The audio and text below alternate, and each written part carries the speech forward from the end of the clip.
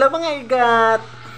Napanood nyo ba yung yung video na isang nanay na sobrang galit na galit siya dun sa mga anak niya, o sobrang nanggagalaiti siya sa galit, or parang sobrang hinanakit siya dun sa mga anak niya, at saka sinunog niya yung mga gamit na naiwan ng mga anak niya, yung mga parang may mga picture frame, yung may mga medalya.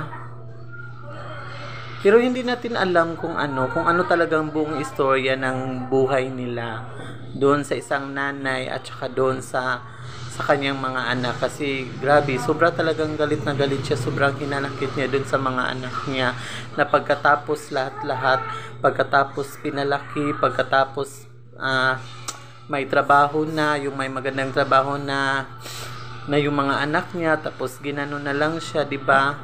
Kung hindi niyo pa napanood niyo, ayan, panoorin niyo ito mga igat.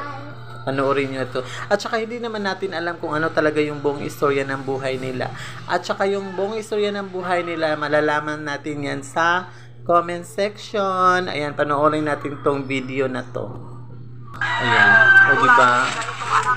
Diba nung sabi ng nanay niya, parang galit na galit talaga siya dun sa mga anak niya. Yung sinunog niya, yung may mga medalya, may mga picture frame at ayan, or mga diploma yan, mga awards sa mga anak niya, ayan. Hindi kailangan na ibalik sa ayan, diba? Hirap po sa kanila. Bakit kaya mga igat, ano talaga yung buong istorya ng buhay nila? Kasi yung nanay talagang sobrang talaga siyang may hinanakit dun sa mga anak niya. Hanggang sa pag-upload ko, walang nangyari. Tsaka kung tutuusin, parang awang-awa talaga yung nanay. Kasi nga pagkatapos ng lahat-lahat, diba, ganun na lang siya, kung iniwan ata siya ng mga anak niya.